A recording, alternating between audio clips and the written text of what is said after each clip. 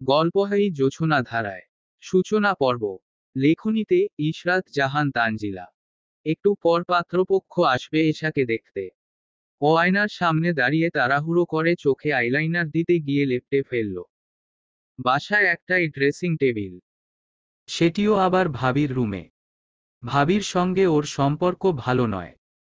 এশা খাতির রাখতে চাইলেও ভাবি এশাকে দুই চোখের বিষ মনে করেন। অনুমতি ছাড়া তুমি আমার রুমে কেন আসলে এশা? এটা তো অভদ্রতা। সুবর্ণা রুমে ঢুকেই বিরক্ত মেজাজে জিজ্ঞেস করল। এশাকে অপ্রস্তুত দেখালো। এজন্যই তাড়াহুড়ো করছিল। দুঃখিত ভাবি। এশা দ্রুত রুম থেকে বেরিয়ে গেল। ও যদি এখন উচিত জবাব দিতে যায় তাহলেই লঙ্কাকাণ্ড বাঁধবে। ড্রেসিং টেবিলটা তো মিনারা বেগম এশার জন্যই বানিয়েছিল। সুবর্ণা সেটাকে নিজের রুমে ঢুকিয়েছে। এশা আজ হলদে রঙের একটা শাড়ি পরেছে। কি যে মিষ্টি লাগছে ওকে দেখতে। ওর ফর্সা শরীরে খুব ভালো মানিয়েছে। মিনারা বেগম মেয়ের দিকে তাকিয়ে থাকলেন। তার এই দেখতে সুন্দর মেয়েটি জন্ম থেকেই দুর্ভাগা। এশার জন্মের 2 দিনের মাথায় ওর বাপটা অকালে মারা গেল। এরপর 3 বছরের মেয়েকে নিয়ে মিনারা বেগমের দ্বিতীয় বিয়ে হল রুহুল আমিনের সঙ্গে। রুহুল আমিন ছিলেন অত্যন্ত চমৎকার মনের মানুষ। এশাকে নিজের মেয়ের মতো ভালোবাসতেন। রুহুল আমিনেরও এটি দ্বিতীয় বিয়ে ছিল। তারও আগে পক্ষের এক ছেলে আছে। রুহুল আমিন, মিনারা বেগম, এশা আর নাদিম রুহুল আমিনের আগের পক্ষের ছেলে। 4 সদস্যের হাসিখুশি সংসার। কোনো দুঃখ টানাপোড়েন কিছু ছিল না। কিন্তু এক রৌদ্রোজ্জ্বল সকালে রুহুল আমিনের মতো অমন ঝলমলে শক্তসমর্থ মানুষটা হঠাৎ করে মারা গেলেন। এরপর দেখতে অসম্ভব রূপবতী মিনারা বেগমকে কতজন বিয়ে করতে চাইলেন। কিন্তু তিনি আর বিয়ের কথা চিন্তা করলেন না। এশা আর নাদিমকে লেখাপড়া শিখালেন। নাদিম এশার চেয়ে বয়সে 7 বছরের বড়। তার লেখাপড়া শেষ।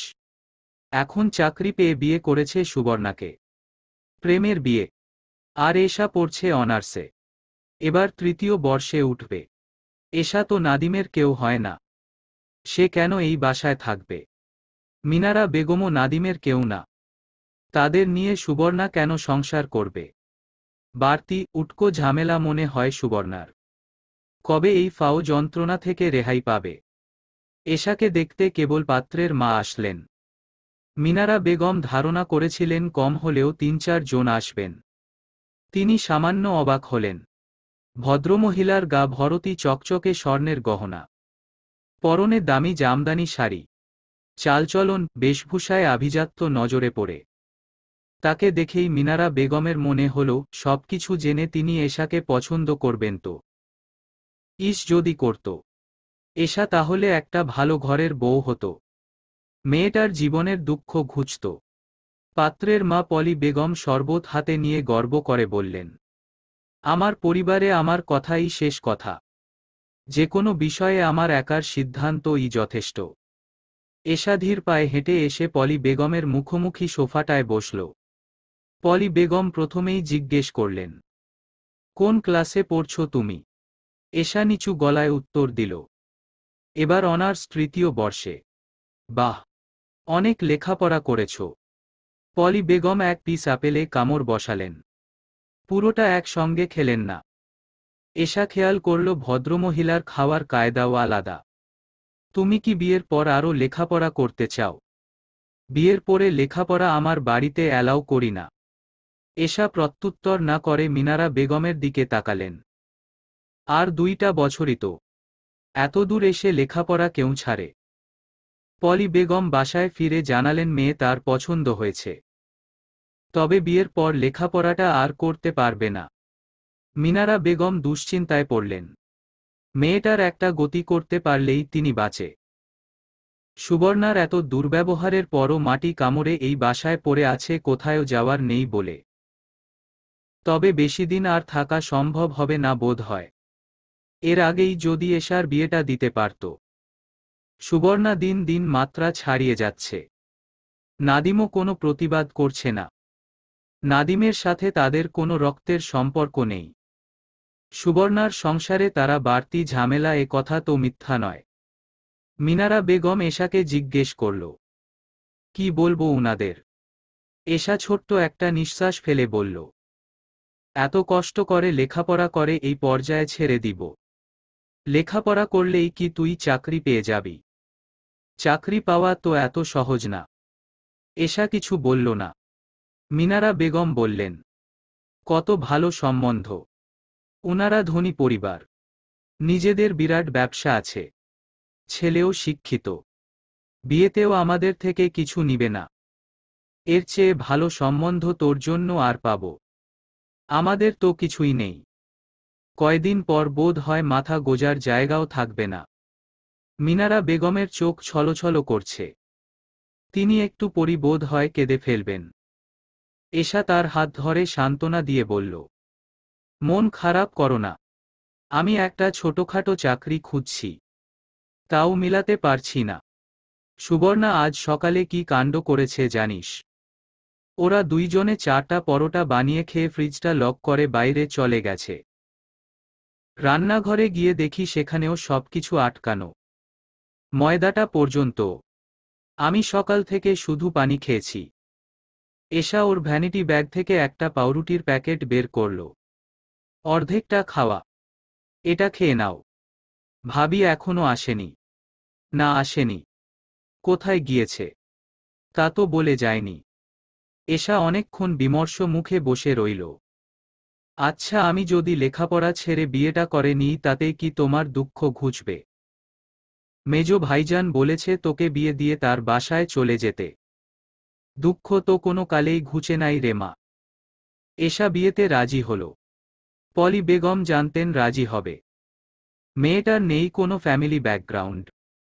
সৎ বাপের আগের পক্ষের ছেলের সংসারে কোনো রকম খেয়ে পড়ে আছে। এত ভালো প্রস্তাব তারা পায়ে ঠেলবে কেমনে? পলি বেগম ছেলের বউ হিসেবে ছোট ঘরের সুন্দরী মেয়েই পছন্দ করেন। মাথা নিচু করে চলে তার সামনে। তার বড় 2 ছেলের বউ ছোট ঘরের। এত বছরেও তার মুখের উপর একটি কথা বলার দুঃসাহস করেনি। বিয়েতে ছেলের শ্বশুর বাড়ি থেকে 1 পয়সার সুতাও নেন না পলি বেগম।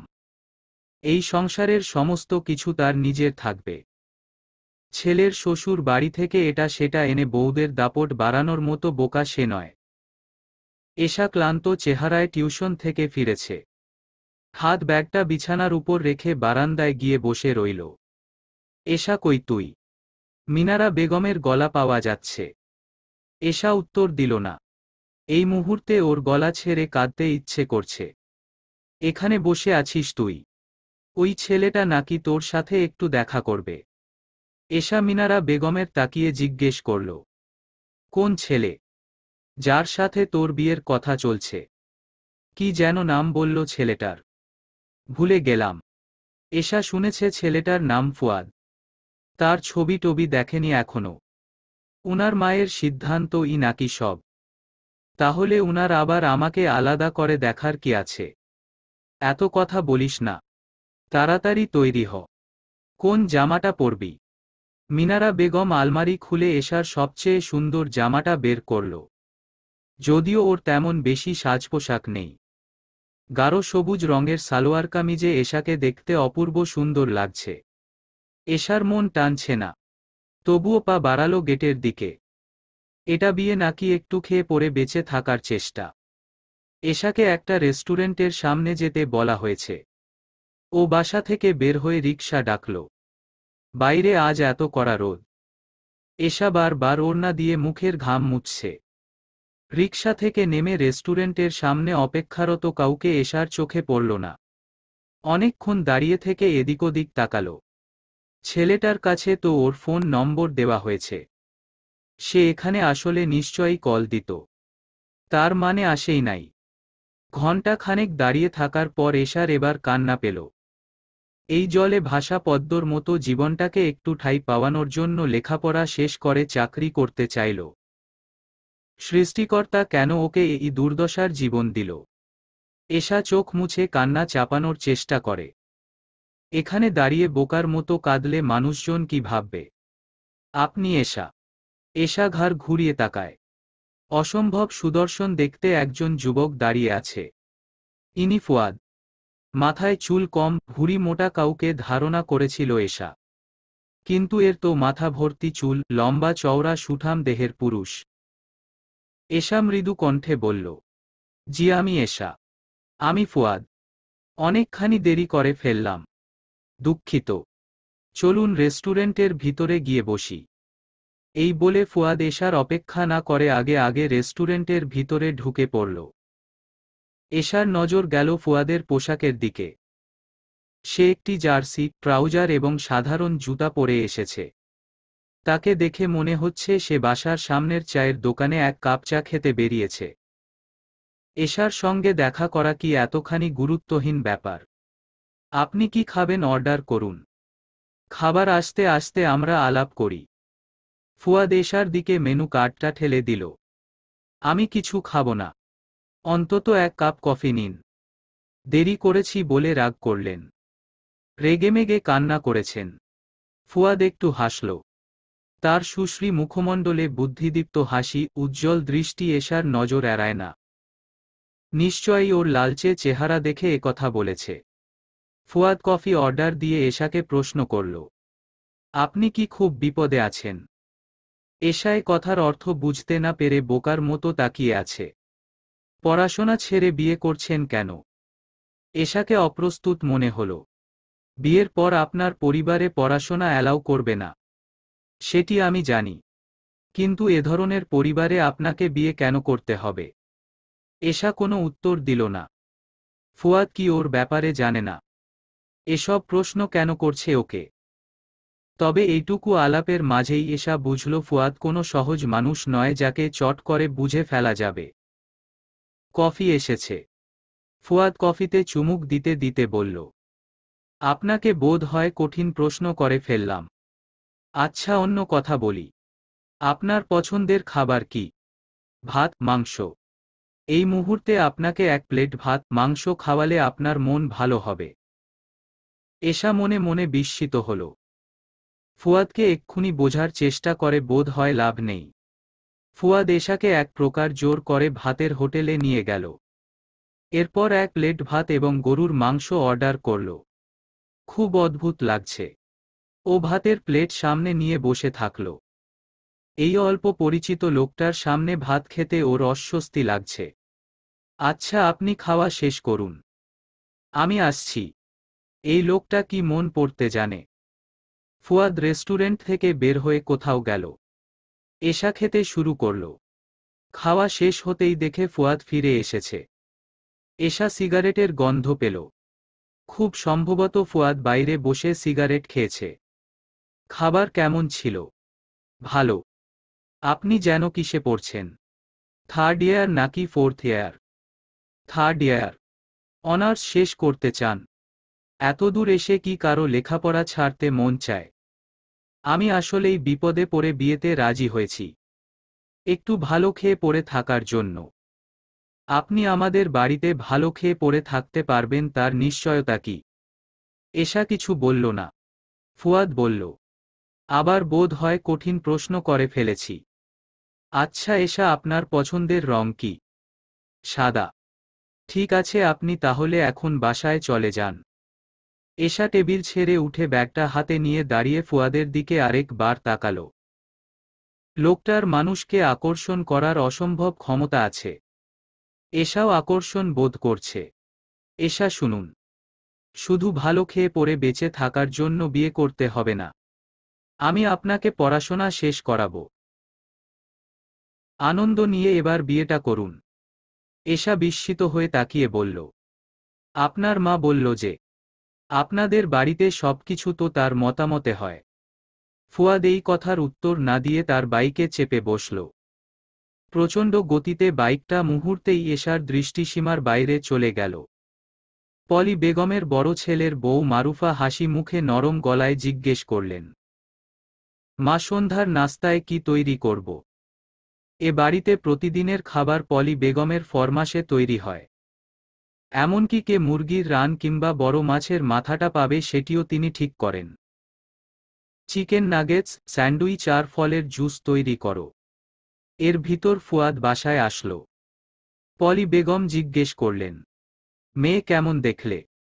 ভালো সুন্দর। আমার পছন্দ কখনো খারাপ হয় না। মেয়েটা এবার অনার্স থার্ড ইয়ারে। তোমার সাথে আলাপ হয়েছে। তুমি তো তা নিশ্চয়ই জানো।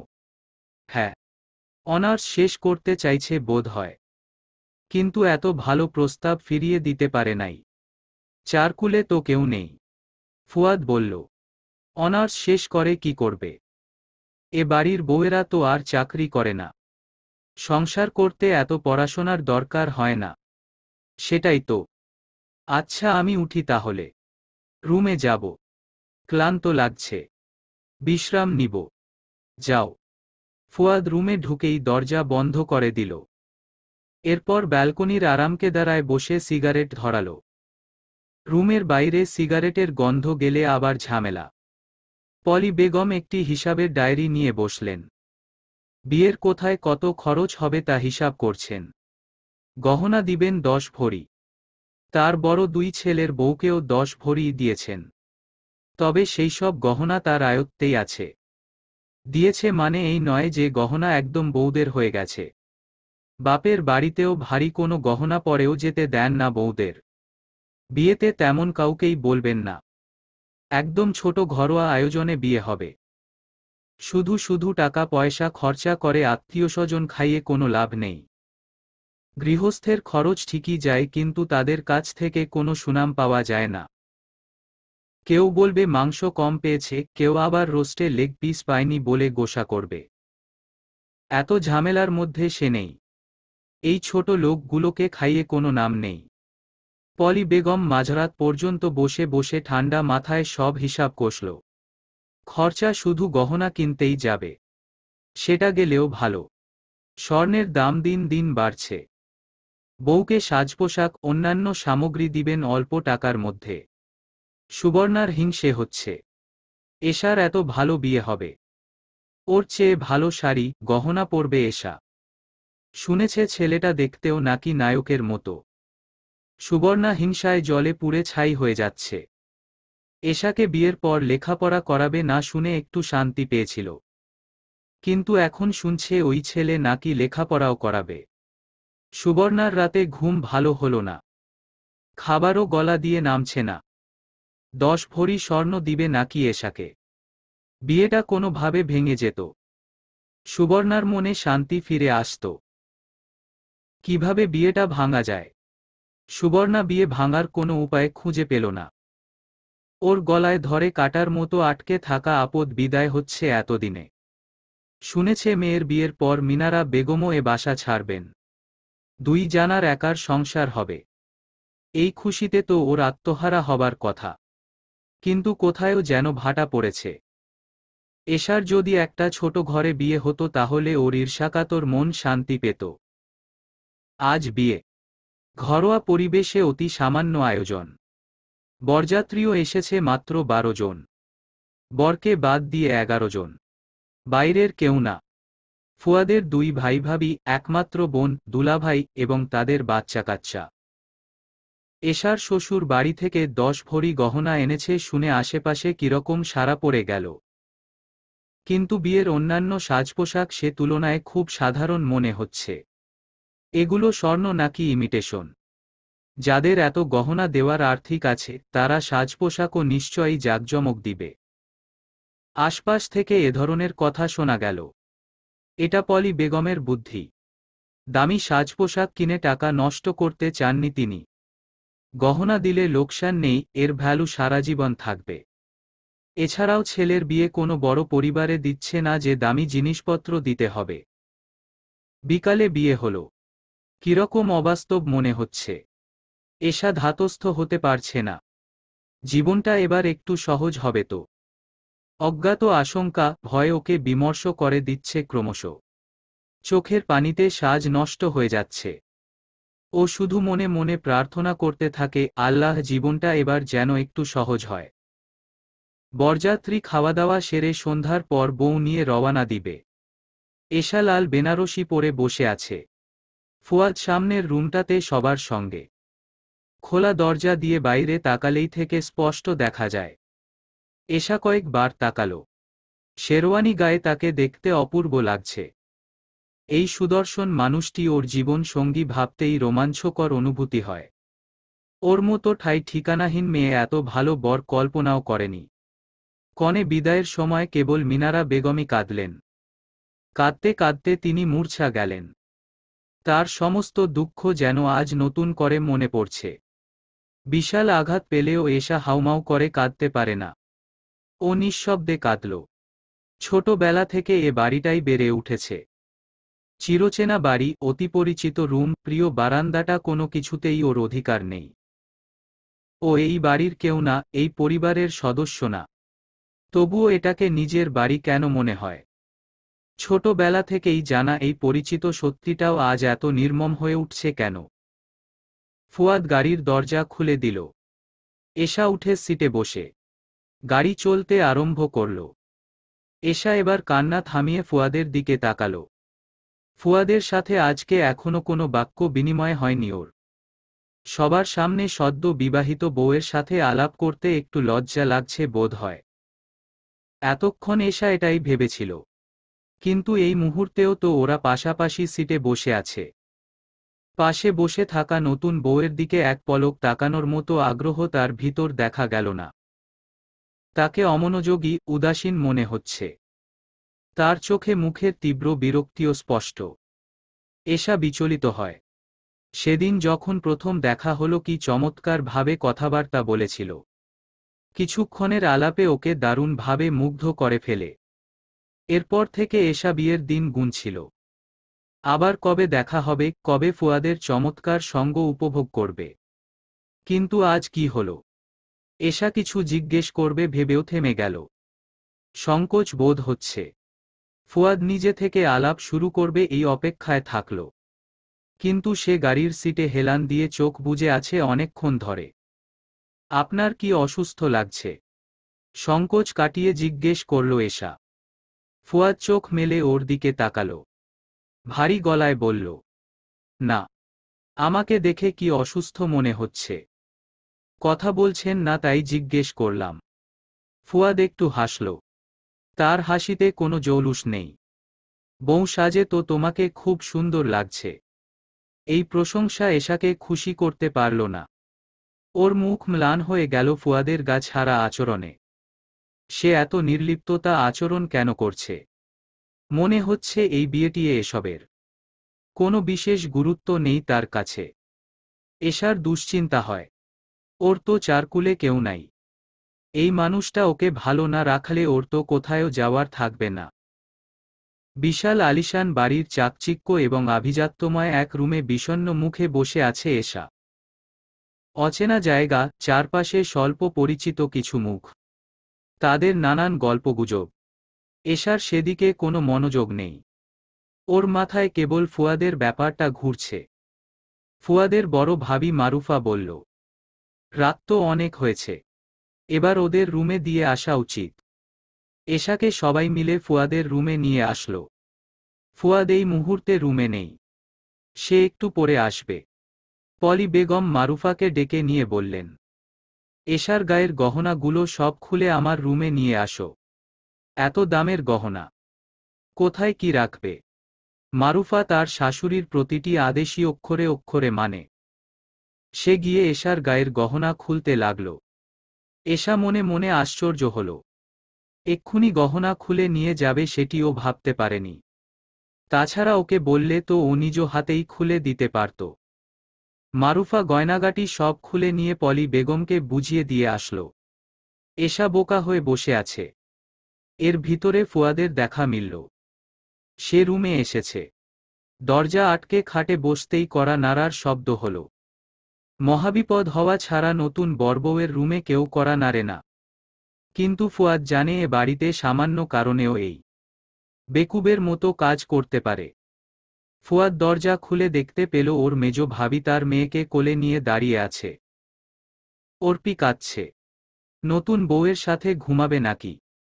ফুয়াদ হাসিমুখে বলল, ঠিক আছে, দিয়ে যান তাহলে। ফুয়াদ অর্পিকে কোলে করে রুমে নিয়ে আসল। অর্পির বয়স 6 বছর। দেখতে ভীষণ মিষ্টি। মেয়েটা ফুয়াদের ভক্ত। হাসি মুখে রুমে নিয়ে আসা অর্পিকে সে বিরক্ত মুখে খাটে বসালো ফুয়াদ। এরপর এশাকে বলল, বিয়ের রাতে কেউ বাচ্চা কাচ্চা সাথে নিয়ে ঘুমায় না, কাঁদলেই তাকে দিয়ে যেতে হবে না। অর্পিকে তুমি ওর মায়ের কাছে দিয়ে আসো। এশা বিস্মিত হয়ে তাকিয়ে রইল। কয়েক মুহূর্ত আগেই তো ফুয়াদ ওকে হাসিমুখে নিয়ে আসলো, আর এখন সদ্য এ বাড়িতে আসা ওকে বলছে দিয়ে আসতে। এশা কি বলেছি শুনতে পাওনি? এশা হতবুদ্ধি হয়ে বলল, আমি তো ভাবির রুমটাও চিনি না, আমি ওকে দিয়ে আসতে গেলে সবাই কি বলবে? ফুয়াদ হঠাৎ ভয়াবহ রেগে গেল। রাগে তার চোখ বেরিয়ে আসতে চাইছে। দিয়ে আসতে বলেছি, দিয়ে আসবে। যাও। এত কথা বলছো কেন? ভাবির রুম এই মাঝের রুমটার পরেই। এশা হতভম্ব হয়ে গেল, খানিকটা ভয়ও পেল। ও দ্রুত অর্পিকে কোলে তুলে নিয়ে রুম থেকে বের হয়। অস্বস্তিতে ওর মরে যেতে ইচ্ছে করছে। ও অর্পিকে দিয়ে আসবে এটা কেমন দেখায়? এশা অর্পিকে ওর মায়ের কাছে দিয়ে সেদিকে আর তাকালো না। লজ্জায় ওর চোখ বুজে আসছে। ফুয়াদের হাবভাব খুব দুর্ভেদ্য লাগছে। ও ধরতে পারছে না। ওর কেঁদে ফেলতে ইচ্ছে করছে। অর্পিকে দিয়ে রুমে আসতেই ফুয়াদ নরম গলায় বলল, শুনো এশা, আমি একটু বাইরে বের হব, ঘণ্টাখানেক পর আসব। বাসার কেউ যেন না জানে ব্যাপারটা। কাউকে বলবে না। এশা কি বলবে বুঝতে না পেরে নির্বাক হয়ে রইল। ফুয়াদ ওর উত্তরের অপেক্ষা না করেই বেরিয়ে গেল।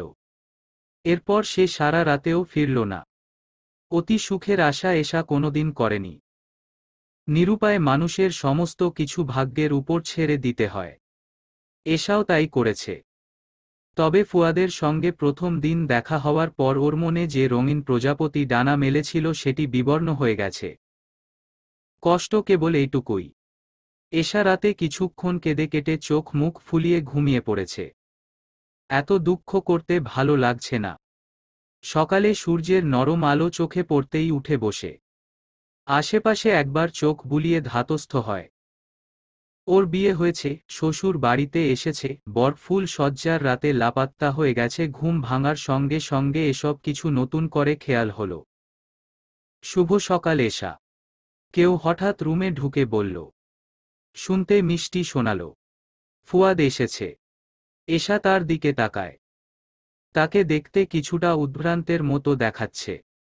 এগুলো ফুলদানিতে রাখো তো, তাজা ফুলের ঘ্রাণ আমার খুব পছন্দের। ফুয়াদ এশার হাতে অনেকগুলো তাজা ফুল ধরিয়ে দিল। সে এগুলো বাইরে থেকে নিয়ে এসেছে। এশা কোনো প্রশ্ন না করে স্বাভাবিকভাবেই সেগুলো ফুলদানিতে রাখতে লাগল।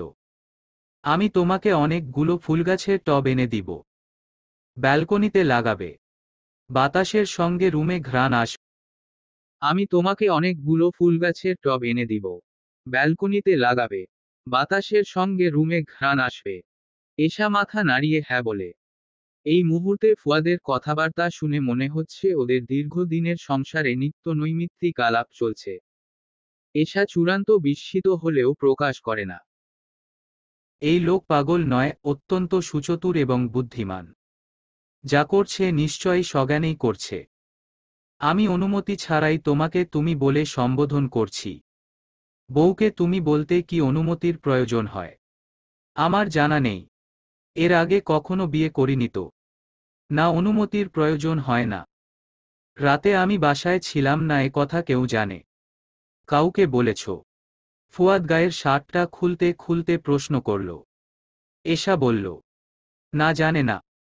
ফুয়াদের উন্মুক্ত সুগঠিত পুরুষালী শরীর, চওড়া কাঁধ, প্রশস্ত লোমশ বুক। এশা এক নজর তাকিয়ে চোখ ঘুরিয়ে নেয়। কেমন একটা অনুভূতি হয় ওর। ফুয়াদ এসে এশার সামনে দাঁড়াল। যন্ত্রণায় কপাল কুঁচকে বলল, আমার প্রচণ্ড মাথা ধরে আছে, চুলগুলো একটু টেনে দাও। ফুয়াদের নিঃসংকোচ চাওয়া। সদ্য বিবাহিত বউকে রেখে সারা রাত বাইরে থাকা যেন সাধারণ ব্যাপার। এশা ফুয়াদের মাথার চুল টেনে দিতে গিয়ে স্বল্প পরিচিত এক পুরুষের বেশ কাছাকাছি আবিষ্কার করল নিজেকে। তার গায়ের ঘ্রাণ নাকে আসছে। এশার মনের সেই বিবর্ণ হওয়া প্রজাতিটা আবার রঙিন হতে চাইল। ওর হৃৎস্পন্দন কিছুটা বাড়ে, বুকের কাছটায় ভীষণ সুন্দর এক অনুভূতি হয়। এই সুন্দর অনুভূতির সাথে পাল্লা দিয়ে দুশ্চিন্তাও বাড়ে। কাল সারাদিন ফুয়াদ কোনো একটি কথাও বলেনি ওর সাথে। সারা রাত কেন ফিরল না? এই জঘন্য নাটকীয় আচরণের প্রতিবাদ করার সাহস হয় না এশার। হয়তো নিজের পায়ের নিচের মাটি শক্ত নয় বলে। আপনি কাল সারা রাত ফিরলেন না কেন? কোথায় ছিলেন? এশা আস্তে করে জিজ্ঞেস করল। ফুয়াদ বলল, এমনি। ভালো লাগছিল না। ও আর কিছু জিজ্ঞেস না করে ছোট্ট একটা নিঃশ্বাস ফেলে। দরজায় ঠক ঠক আওয়াজ করছে কেউ। বেলা তেমন বেশি হয়নি। ফুয়াদ তীব্র বিরক্তিতে চোখ মুখ ঘুচিয়ে ফেলল। এই ধরনের অসভ্য কাজকর্ম এই বাড়িতেই সম্ভব। বাড়ি নয় যেন নরক একটা। এশা দরজা খুলল। মারুফা ওকে ডাকতে এসেছে। এশা তার পিছনে পিছনে গেল। পলি বেগম আয়েশ করে বসে চায়ের কাপে চুমুক দিচ্ছেন। এশাকে দেখে বসতে আদেশ করল। এই বাড়িতে এত বেলা করে ঘুমানোর নিয়ম নেই। সকালে উঠে নামাজ কালাম আদায় করে রান্নার কাজে হাত লাগাবা। রান্নার জন্য আমাদের বাড়িতে কাজের মানুষ রাখি না। কাজের মানুষের হাতের রান্না খেতে অপছন্দ করি।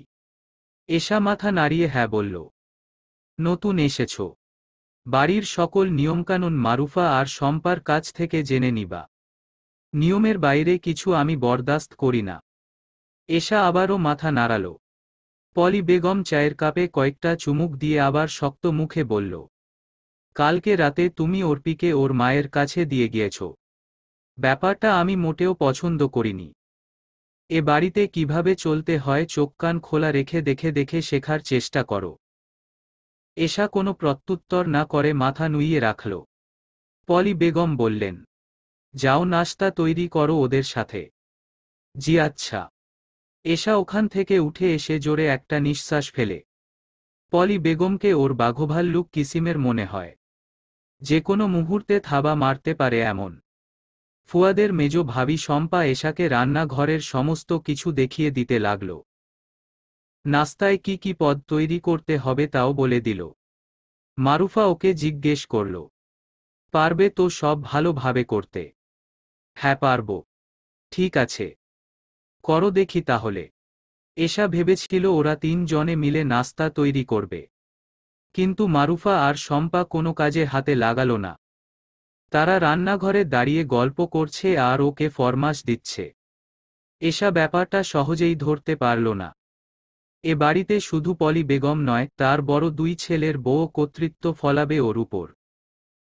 রাত হতেই এশার মাথায় চিন্তা আসে ফুয়াদ আজও কি বাসার বাইরে থাকবে। কাল সারা রাত কোথায় ছিল সে? অন্য কোনো সম্পর্ক আছে তার? ফুয়াদ রুমের ব্যালকনির রেলিংয়ে হেলান দিয়ে দাঁড়িয়ে আছে। তার আঙুলের ফাঁকে সিগারেট। ঠোঁট দিয়ে ধোঁয়া ছাড়ছে। একটানা কয়েকটা সিগারেট শেষ করে রুমে এসে এশাকে বলল, তোমার বিয়ের শাড়িটা ভালো হয়নি। তোমার জন্য সাদা একটা জামদানি এনেছি। আলমারিতে রাখা। ওটা পরো। তোমার তো সাদা রং পছন্দ। বাসি ফুল সজ্জা সেরে ফেলি আজ। এশা অবিশ্বাস্য দৃষ্টিতে তাকায়। আলমারি খুলে সত্যি একটা জামদানি শাড়ি পেল। সাদা জমিনে সোনালি জরির কাজ। অসম্ভব সুন্দর দেখতে। ফুয়াদের মনে চেয়েছে বলে আজ জামদানি এনে আহ্লাদ করছে। কাল মন পরিবর্তন হলে আবার নিশ্চয়ই কথা বলবে না। কোন মানুষটা আসলে সে? গতকালের নাকি আজকের? এশা শাড়িটি হাতে উন্মনা হয়ে দাঁড়িয়ে থাকে। এশা ভীষণ যত্ন করে শাড়িটি গায়ে জোড়ালো। খুশিতে ওর মন পুলকিত হয় চঞ্চল ঝর্ণার মতো।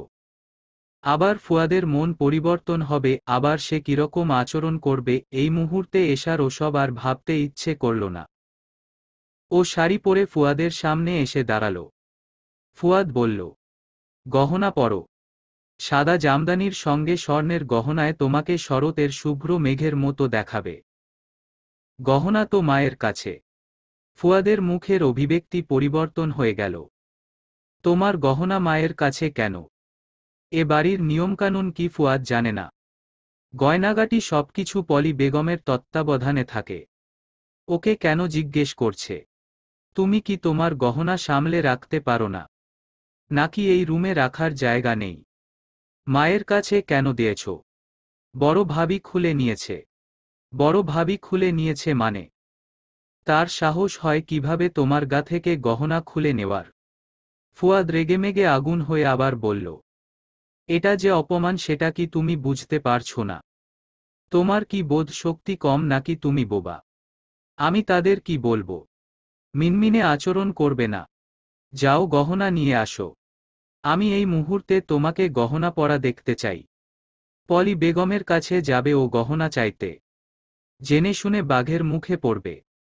এটা ভাবতেই তো ওর হাত পা ঠান্ডা হয়ে যাচ্ছে, গলা শুকিয়ে যাচ্ছে। কেউ এ বাড়িতে পা রাখার সাথে সাথেই বুঝে ফেলবে এখানে পলি বেগমই সর্বেসর্বা। তিনি যেন সাক্ষাৎ বাঘিনী। এত দাপট আধিপত্য তার। এশা গহনা আনতে যাওয়ার জন্য রুম থেকে বেরিয়ে কয়েক পা এগিয়ে দাঁড়িয়ে পড়ল। ওর বুকের ভেতরটা এমন ভাবে ধুকপুক করছে যেন হৃদযন্ত্রটা বিকল হয়ে যাবে। ফুয়াদ নিজে গিয়ে আনতে পারে না গহনা। ওকে কেন পাঠাচ্ছে? এ বাড়ির অন্য সবার মতোই সেও তো মায়ের প্রতি অনুগত। তার সকল আদেশ নিষেধ মেনে চলার ক্ষমতা আছে। তাহলে পলি বেগমের কাছে গহনা থাকা নিয়ে সে এমন প্রতিক্রিয়া কেন করছে? এসব হেয়ালির মানে বুঝতে পারছে না এশা। দাঁড়িয়ে আছো কেন এভাবে? কতক্ষণ ধরে যেতে বলছি তোমাকে? আবার গিয়ে বলো না যে আমি গহনা চেয়ে পাঠিয়েছি। এসব মেয়েদের ব্যাপারে আমাকে জড়িও না। তোমার গহনা তোমার কাছে থাকা উচিত, সেজন্য আনবে। পিছন থেকে ডেকে বলল ফুয়াদ। এশা এই কথার কোনো প্রত্যুত্তর না করে পলি বেগমের রুমের দিকে হাঁটা শুরু করল। এই মুহূর্তে ওর মনে হচ্ছে ফুয়াদের অন্য কোনো পছন্দ আছে। সে বোধ হয় ওকে দিয়ে এসব কাণ্ড করিয়ে পলি বেগমের হাতে ওর প্রাণটা নাশ করাতে চাচ্ছে। তাহলে তার রাস্তা পরিষ্কার হবে। পলি বেগম খাটের উপর বসে আছেন। তার চোখে ভারী চশমা, হাতে প্রতিদিনের হিসাবের ডায়েরিটা। সেটির দিকে তাকিয়ে থেকেই এশাকে জিজ্ঞেস করল, কিছু বলবে? ওর এই মুহূর্তে মনে হচ্ছে তার কাছে গহনা চাওয়ার চেয়ে মরে যাওয়া সহজ ব্যাপার। তীব্র সংকোচে ভয়ে ভয়ে মুখে এশা বলল, মা আমি শাড়ির সঙ্গে একটু গহনা পরতে চাচ্ছিলাম। পলি বেগম এবার ভালোভাবে চোখ তুলে তাকালেন এশার দিকে। প্রথমেই ওর পরনের সাদা চকচকে জামদানিটা নজরে পড়ল। এই শাড়ি তো ওকে বিয়েতে দেয়নি। শাড়ি কোথায় পেয়েছ? বউকে শাড়ি কিনে দেওয়ার জন্যও কি এ বাড়ির ছেলেরা মায়ের থেকে অনুমতি নেয়? তা না হলে পলি বেগম এভাবে জিজ্ঞাসা করছেন কেন? আপনার ছেলে এনেছে। বাহ, বেশ সুন্দর দামি শাড়ি।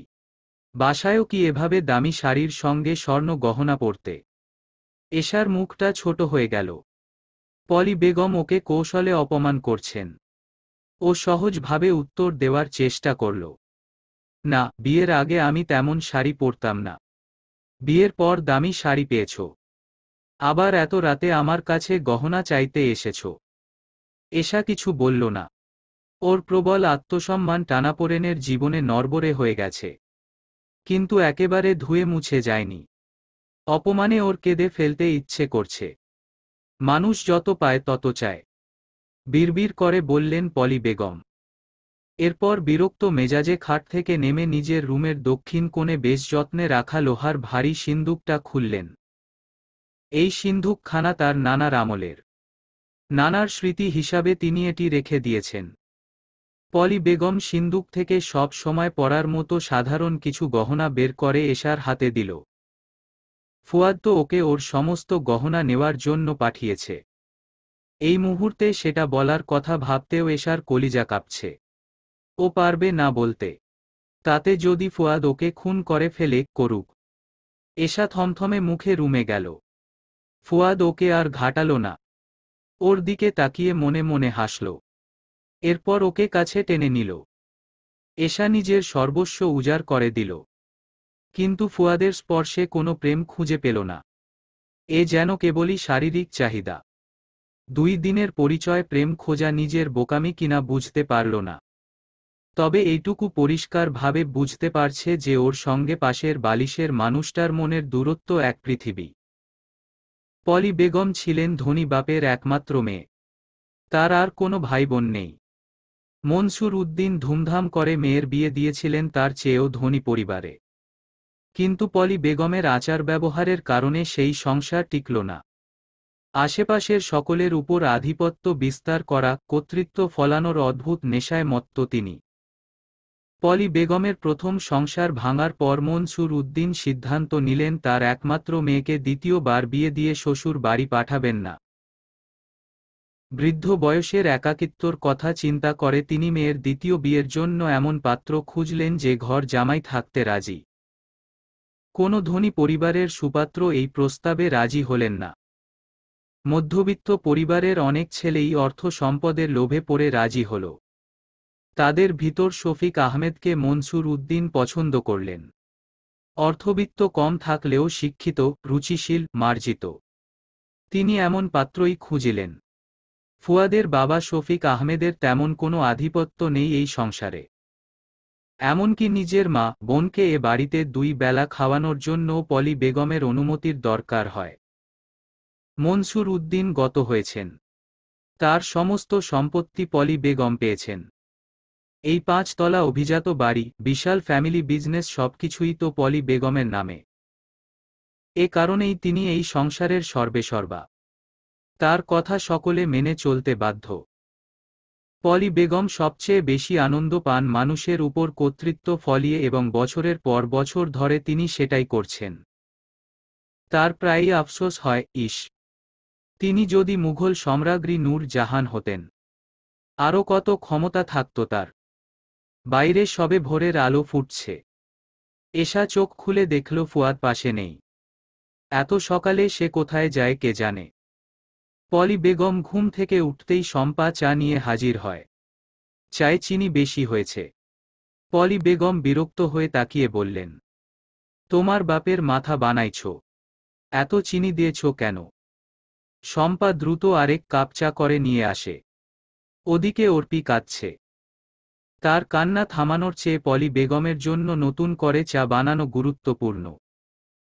পলি বেগম চায়ের কাপে চুমুক দিতে দিতে বললেন, তুমি আর মারুফা আগামী 1 সপ্তাহ বাসার কোনো কাজ করবে না। তাহলে কাজ কে করবে? এশা করবে। মেয়েটার হাবভাব আমার ভালো লাগছে না। বিয়ের আগে তো ভালোই দেখছিলাম। শম্পা মনে মনে খুব খুশি হল। আগামী 1 সপ্তাহ শান্তিতে কাটবে।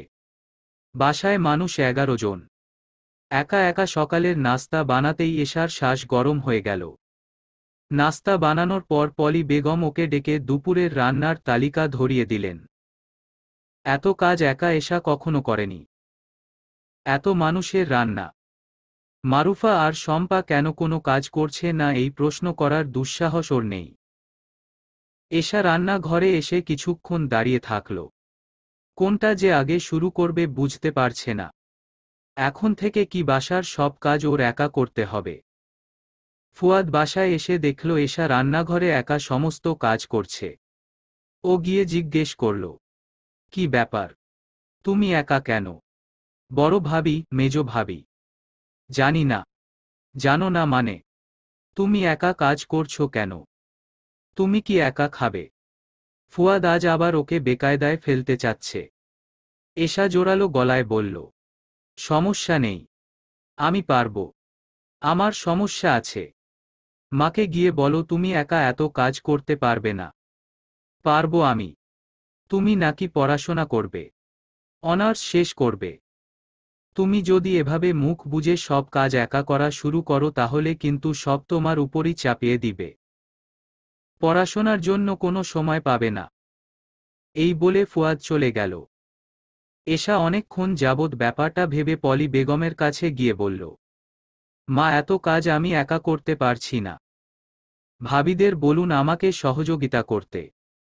পলি বেগম চোখ বের করে তাকিয়ে থাকলেন এশার দিকে। তার ভ্রুজোড়া কুঁচকে আছে। এশার সাহস দেখে পলি বেগম চূড়ান্ত অবাক হয়। মারুফা আর শম্পা তো আজ পর্যন্ত এ ধরনের কথা বলার সাহস করেনি। তিনি যা বলেছেন অক্ষরে অক্ষরে মেনে চলেছে। আর এ মেয়ে কাল এসে আজই। রাগে পলি বেগমের মাথাটা ঝিমঝিম করে উঠল। তবুও তিনি ঠান্ডা মেজাজে বলার চেষ্টা করলেন, তোমাকে যেটা বলেছি সেটা করো। এত কথা বলো কেন তুমি?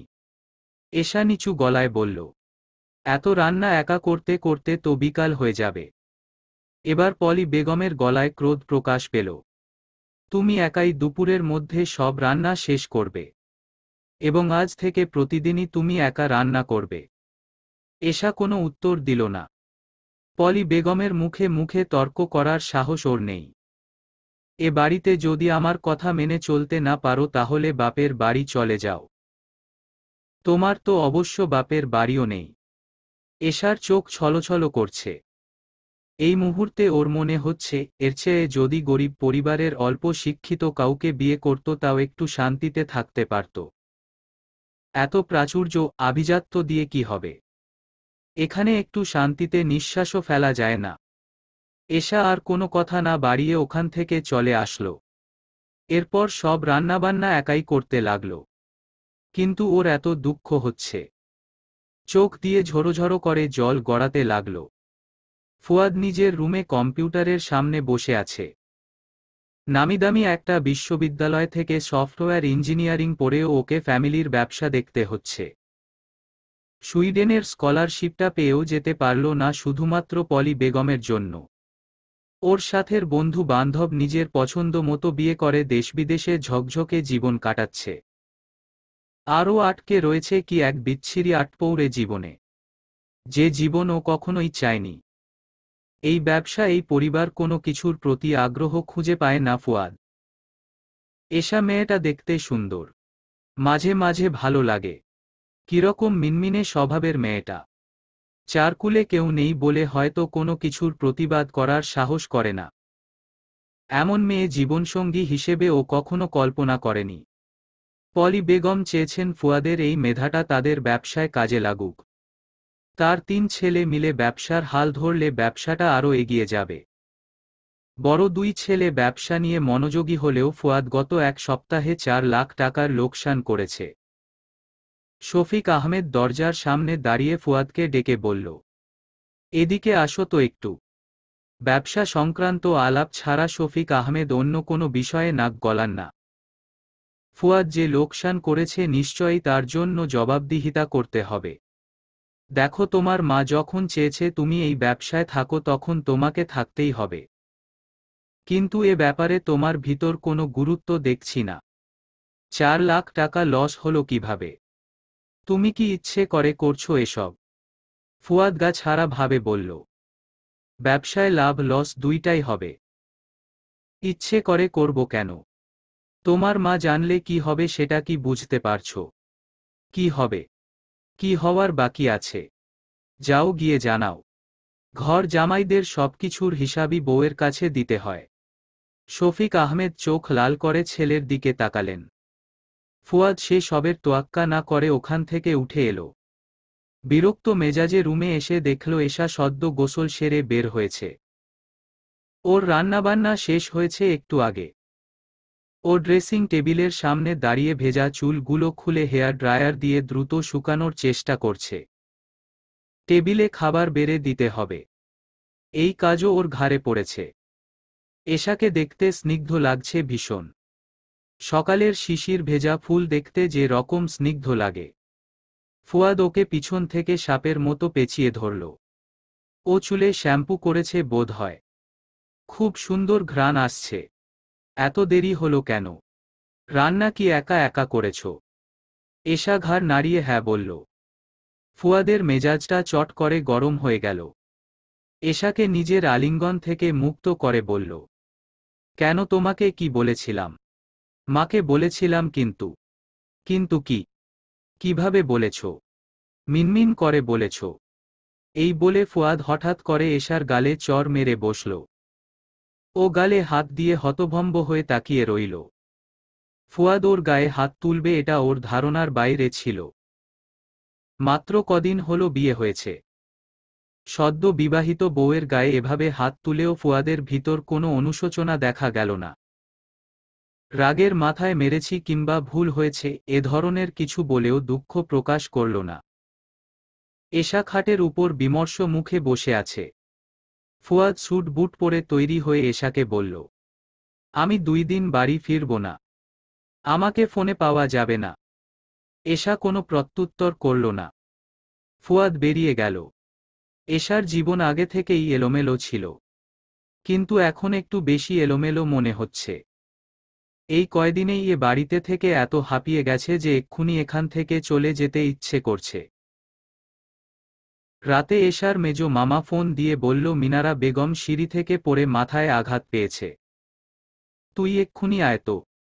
এশার বুকের ভিতর মোচড় দিয়ে উঠল। ও ফোন রেখে পলি বেগমের কাছে ছুটে গেল। অস্থির স্বরে বলল, মাকে দেখতে আমি এক্ষুনি হাসপাতালে যাব। এশার তীব্র অস্থিরতার বিপরীতে পলি বেগম ভীষণ গুরুত্বহীন ভাবে বলল, সকালে যেও, এখন রাত হয়েছে। তাছাড়া ফুয়াদও বাসায় নেই। এটা তো ঘরের সমস্ত কাজ করা কিংবা গহনার ব্যাপার নয় যে এশা মুখ বুজে মেনে নিবে। ও বলল, ড্রাইভার আছে তো, তাকে বলুন আমাকে একটু হাসপাতালে নামিয়ে দিতে। পলি বেগম চাইলেই এটা করতে পারেন, কিন্তু তিনি করবেন না। এই মেয়েটা কয়েকটা ব্যাপার নিয়ে তার মেজাজ খারাপ করেছে। আজকে এটা ওর শাস্তি। বললাম তো সকালে যেও। এশা ধরে আসা গলায় বলল, আমার মা হাসপাতালে ভর্তি, মাথায় খুব আঘাত পেয়েছে। সকাল হওয়া পর্যন্ত আমি অপেক্ষা করতে পারবো না। তো তুমি কি করতে চাও? আমার অনুমতি ছাড়াই যেতে চাও? পলি বেগম ভেবেছিলেন এশা অন্যান্য দিনের মতো দমে যাবে, কিন্তু ও আবার বলল, আপনি অনুমতি দেন, আমি একাই যাব। বাড়ির বউ রাতে একা বের হতে চাচ্ছ? তুমি এত সাহস পাও কোথায় বলো তো? এশার এই মুহূর্তে কোনো কিছুকে পরোয়া করতে ইচ্ছে করছে না। ও ধৈর্য হারিয়ে বলল, আপনি অনুমতি না দিলে আমি আপনার অনুমতি ছাড়াই যাব। তুমি আমার অনুমতি ছাড়া এ বাসার বাইরে পা ফেলো তো পারলে। পলি বেগমকে হতভম্ব করে এশা বাসা থেকে বেরিয়ে পড়ল। এর জন্য কি হতে পারে সেই ভয় ও এই মুহূর্তে পাচ্ছে না। এশা রিকশা নিল। মেজো মামা আবার ফোন করছেন। ওর বুকের মধ্যে ধরফর করে উঠল। ফোন ধরার সাহস হল না। কোনো খারাপ খবর নয় তো? ফোনটা রিং হয়ে কেটে গেল। ফুয়াদ কোথায় গেছে 2 দিনের জন্য? এই মানুষটা ওকে পছন্দ করে না, ভালোবাসে না, তা দিনের আলোর মতো পরিষ্কার। তার মনের নাগাল পাওয়া ও সম্ভব না। এই দুঃখটা ও নাড়া দিল হঠাৎ। এশা বারবার চোখ মুছতে লাগল। রিকশা জ্যামে আটকা পড়েছে। এশার অস্থিরতা বাড়ে। হঠাৎ ওর অস্থির দৃষ্টি আটকে যায় একটা নীল রঙের বাইকের দিকে, যেটাতে ফুয়াদ বসে আছে, এবং তার পিছনে বসে আছে অত্যন্ত খোলামেলা পোশাকের একটা মেয়ে। মিনারা বেগমের মাথায় কয়েকটা সেলাই লেগেছে। তার এখনো হুঁশ ফিরেনি। এশা তার পাশে বসে নিঃশব্দে কাঁদছে। এই কান্না কেবল মিনারা বেগম আহত হয়ে। মিনারা বেগমের মাথায় কয়েকটা সেলাই লেগেছে। তার এখনো হুঁশ ফিরেনি। এশা তার পাশে বসে নিঃশব্দে কাঁদছে। এই কান্না কেবল মিনারা বেগম আহত হয়েছে সেই শোকে নয়। ফুয়াদ অত সহজে ওর গায়ে হাত তুলতে পারল। ওর প্রতি ফুয়াদের তেমন টান নেই, সে নিজের মর্জি মতো যা খুশি করে। শুধু শরীরের টানে মাঝে মাঝে ওকে কাছে টেনে নেয়। এশা এগুলো মেনে নিয়েছে। মেনে না নিয়েও উপায় নেই। কিন্তু যত যাই হোক, ফুয়াদ এই যুগের শিক্ষিত ছেলে। সে কিভাবে অকারণে বউয়ের গায়ে হাত তোলার মতো বর্বর আচরণ করতে পারে? শুধু গায়ে হাত তোলার দুঃখ তো নয়। ফুয়াদ 2 দিনের জন্য বাড়ি থেকে বের হয়ে একটা মেয়েকে নিয়ে বাইকে চড়ে ঘুরছে। পৃথিবীর কোনো স্ত্রী এই দৃশ্য সহ্য করতে পারে, কিন্তু ওর মতো হতভাগ্য মানুষের এটাও সহ্য করতে হচ্ছে। ওদিকে পলি বেগম তো আছেনই। তার কথা ভাবলে এশার মন আরও বিষিয়ে যায়। এই মহিলা ছেলের বউদের সঙ্গে দাসী বান্দির মতো আচরণ করেন। সবার উপরে কর্তৃত্ব ফলানোর ভয়াবহ রকমের অসুখ তার। এর চেয়ে নাদিম আর সুবর্ণার সংসারে ও ভালো ছিল। আজ এশা তার মুখের উপর ওভাবে বেরিয়ে এসেছে, তার জন্য কি শাস্তি হবে ওর কে জানে। এমনও হতে পারে তিনি আর ওকে ওই বাড়িতে ঢুকতে দিলেন না। এরপর ও কোথায় যাবে? আরে এত কাঁদছিস কেন? কিছুক্ষণের মধ্যেই তোর মায়ের জ্ঞান আসবে। মেজো মামা এশাকে কান্না থামাতে বললেন, কিন্তু ওর কান্না থামল না। ও কি শুধু মিনারা বেগমের জন্য কাঁদছে? মিনারা বেগমের জ্ঞান ফিরেছে। চোখ মেলে তিনি এশাকে দেখে মাথার আঘাতের কথা ভুলে গেলেন। বেড ছেড়ে উঠে ওকে জড়িয়ে ধরতে চাইল, কিন্তু শক্তিতে কুলালো না। এশা তার হাত ধরে বলল, তুমি চুপচাপ শুয়ে থাকো, আমি আছি এখানে। এশার ম্লান দৃষ্টি, বিমর্ষ চেহারা। প্রায় অচেতন অবস্থায়ও মিনারা বেগমের মনে কু ডাক দেয়। ওই বড়লোক বাড়িতে বোধ হয় তার মেয়েটা ভালো নেই। পলি বেগমের শেষ কবে এত মাথা গরম হয়েছে তার মনে নেই। এ বাড়িতে এর আগে কেউই তার কথা এভাবে অমান্য করার সাহস করেনি। তাই এমন আক্কেলগুরুম আগে কখনোই হয়নি।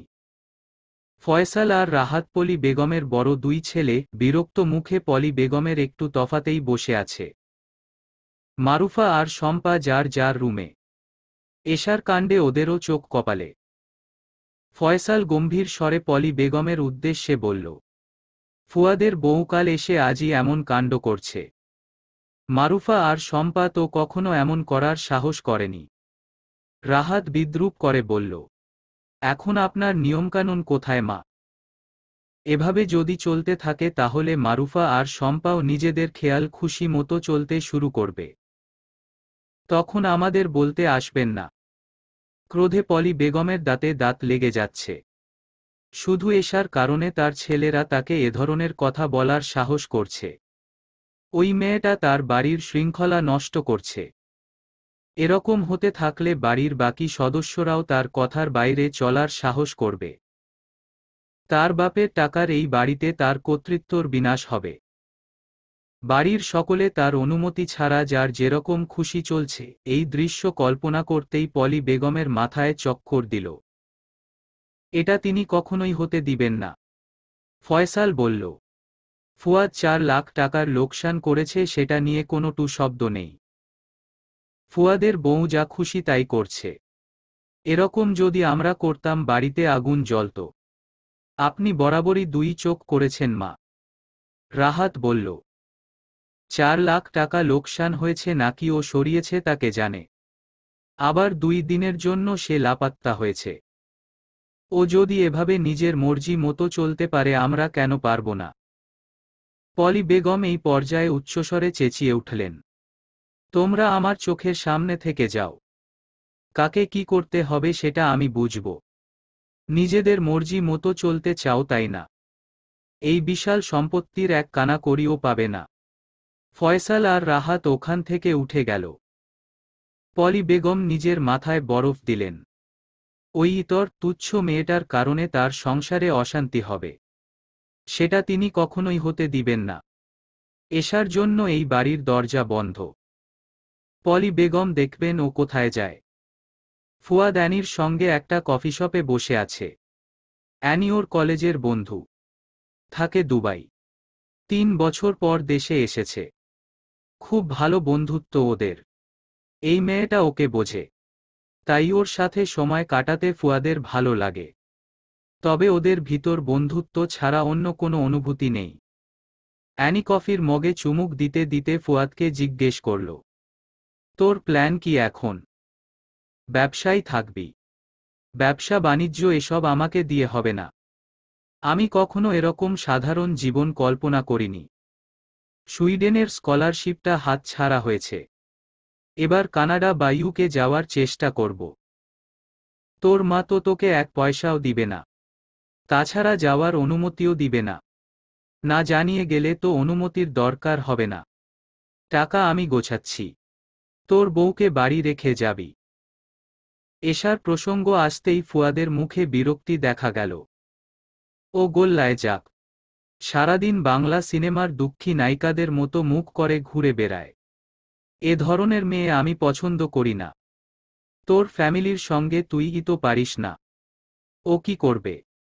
পারি না কে বলছে? আমি শুধু টাকার জন্য আটকে আছি। মেয়েটা দেখতে অসম্ভব সুন্দর। গরিব ঘরের মেয়ে তো, তাই সাহস থাকলেও প্রতিবাদ করতে পারে না। বিদেশ যা, যা খুশি কর। কিন্তু ওর প্রতিও একটু মনোযোগ দে। মেয়েটা তো খারাপ না। ফুয়াদ হতাশ গলায় বলল, চেষ্টা করছি মনোযোগ দেওয়ার, কিন্তু পারছি না। ওকে একটা থাপ্পড় দিয়েছি। গিল্টি ফিল হচ্ছে এখন। অ্যানি আশ্চর্য হয়ে বলল, ছি, বউয়ের গায়ে হাত তুলিস তুই? তুই তো তাহলে তোর পরিবারের বাকিদের কাতারেই পড়লি। ফুয়াদ অনেকক্ষণ চুপ থেকে বলল, কি করব? ক্যারিয়ার নিয়ে এত ফ্রাস্ট্রেটেড আমি। মাথা কাজ করে না। কফি শেষ।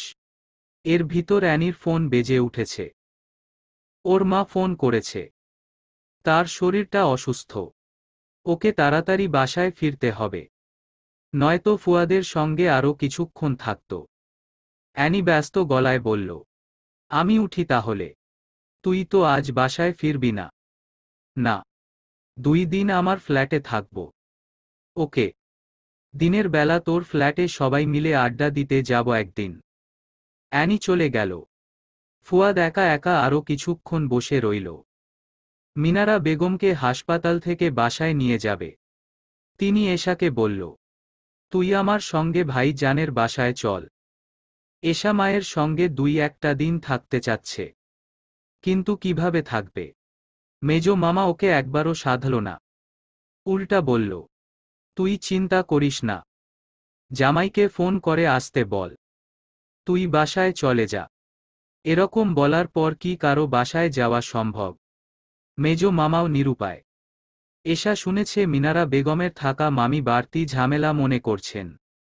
এখন যদি ও গিয়ে ঝামেলা আরেকটু বাড়ায় তাহলে আবার কি বলে ফেলেন, এই ভয়েই মামা ওকে সাধছে না। ভাইয়ের সঙ্গে মিনারা বেগম বাসার উদ্দেশ্যে রওনা হলেন। মেয়ের জন্য তার পরাণ পুড়ছে। তিনি বারবার চোখ মুছছেন। তার যে কেন এত দুর্ভাগ্য হল। এশা তাদের বলল, তোমাদের জামাই আমাকে একটু পর নিতে আসবে। তোমার যাও, আমি তার সঙ্গে যাব। তারা চলে গেল। এশা অসহায়ের মতো হাসপাতালের সামনে দাঁড়িয়ে রইল।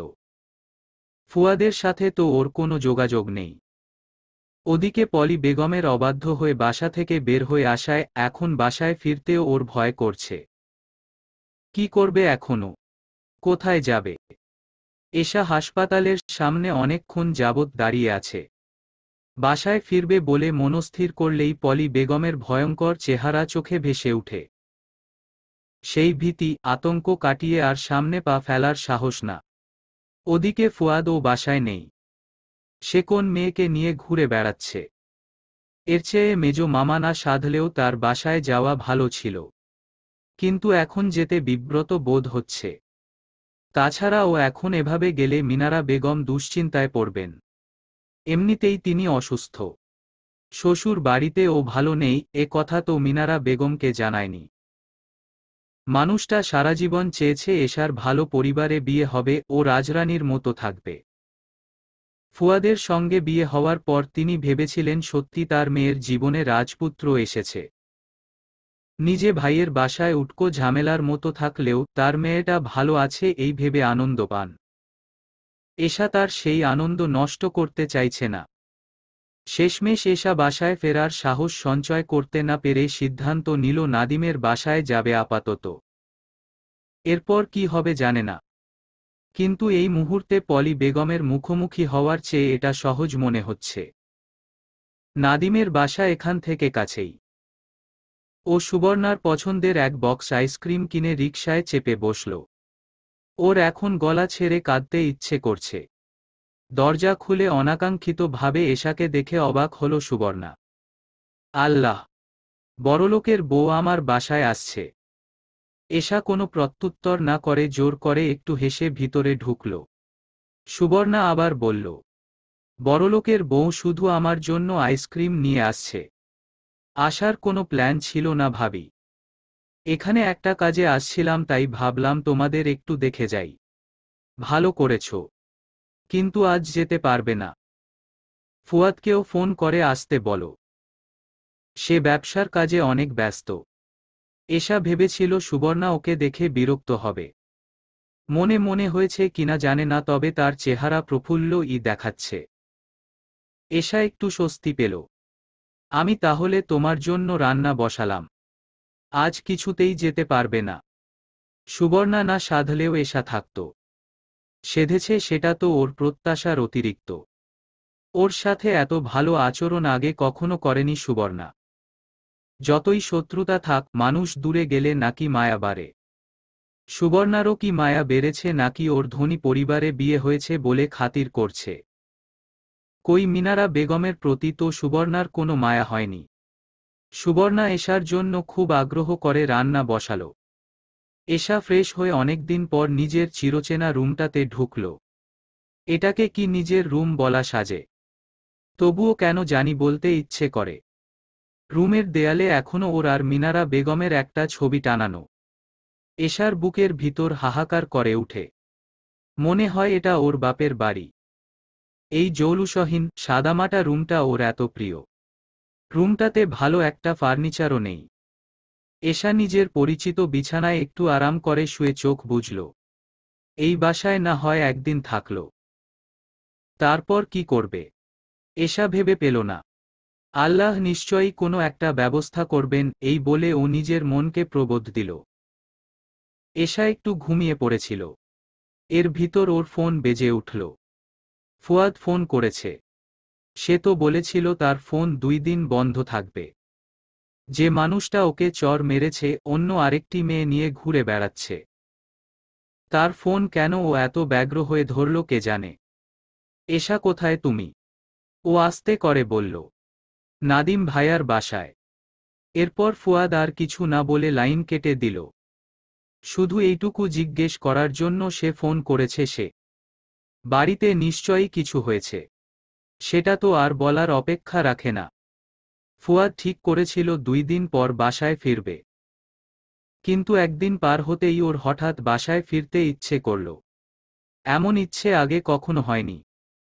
ও বাসায় ফিরে দেখল পলি বেগম লঙ্কাকাণ্ড করছেন এশার কাণ্ড নিয়ে। ফুয়াদ শুনে খুশি হলেও মুখে প্রকাশ করল না। যাক, মেয়েটার শরীরে একটু সাহস হয়েছে। ফুয়াদ ফোন করার কিছুক্ষণ পরই এশা রুমের বাইরে ফুয়াদের গলা শুনতে পেল। প্রথমে ভাবল মনের ভুল। সে এখানে আসবে কি করতে? এর ভিতর সুবর্ণা রুমের দরজার সামনে দাঁড়িয়ে এশাকে বলল, ফুয়াদ এসেছে, আর তুমি রুমে বসে আছো। এশা বিস্মিত মুখে রুম থেকে বের হল। ফুয়াদ সোফায় বসে আছে। সুবর্ণা বলল, তোমরা থাকো, আমার রান্না চুলায়। ফুয়াদ এসে ভালো করেছে, দুইজনেই আজ থেকে যাবে। এশা ছোট্ট একটা নিঃশ্বাস ফেলল। সুবর্ণা এরকম একটু ভালো আচরণ যদি মিনারা বেগমের সঙ্গে করতেন তাহলে তাকে অন্যের বাড়িতে পড়ে থাকতে হতো না। সুবর্ণা রান্নাঘরে যাওয়ার পর ফুয়াদ এশাকে জিজ্ঞেস করল, বাসায় না গিয়ে এখানে আসছো কেন? এশা সহজভাবে উত্তর দিল, ভয় করছে যেতে। ফুয়াদ হেসে বলল, এত ভয় পাওয়ার কি আছে? মানুষ কি মানুষকে গিলে খেয়ে ফেলতে পারে? বড়জোর চিৎকার চেঁচামেচি করবে, গায়েও হাত তুলতে পারে। ফুয়াদ এবার কিছুক্ষণ চুপ থেকে এশার হাত ধরে বলল, দুঃখিত, তোমাকে চড় মেরেছি। আমি মাঝে মাঝে অনেক বেশি ফ্রাস্ট্রেটেড হয়ে যাই, তখন কি যে করে বসি।